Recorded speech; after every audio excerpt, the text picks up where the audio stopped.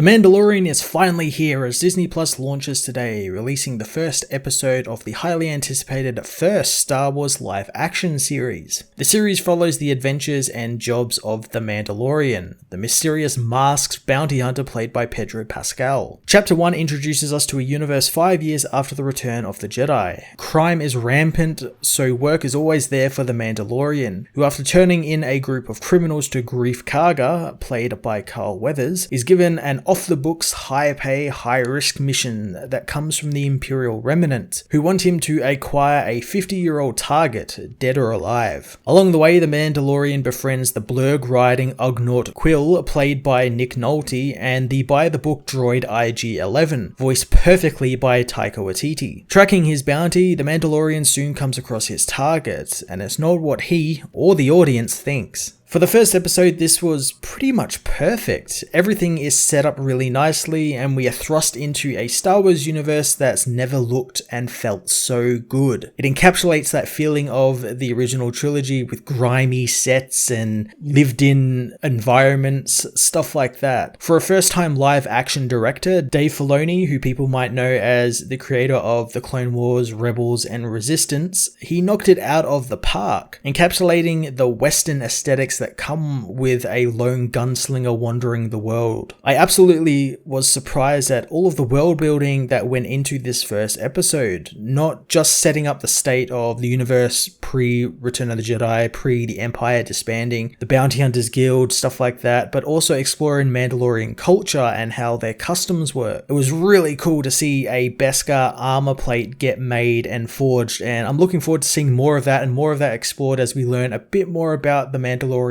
origins. Pedro Pascal did a great job here emoting without even showing his face, using stuff like head tilts and the way he walks and stands to convey how he is feeling and acting. It was also really cool to see him be a fallible character. He isn't the can do no wrong, perfect Gary Stu-esque character that Boba Fett is or was. This guy makes mistakes and it makes him feel human, and it's actually really cool. The only thing I didn't really like about this episode was the weird fish guy the Mandalorian captures at the beginning of the episode. It felt so out of place to have what was essentially, I believe, like a comedian in makeup just talking like an American in this weird fish makeup. It was so out of place. The music of the show by Ludwig Göransson of Creed and Black Panther fame is stunning, absolutely amazing. It's nothing you've ever heard in the Star Wars films or TV shows before, and it fits so damn well. It's so cool, and I can't wait for them to release like a soundtrack or a compilation of all his music, because I will definitely buy that. It's such a good Western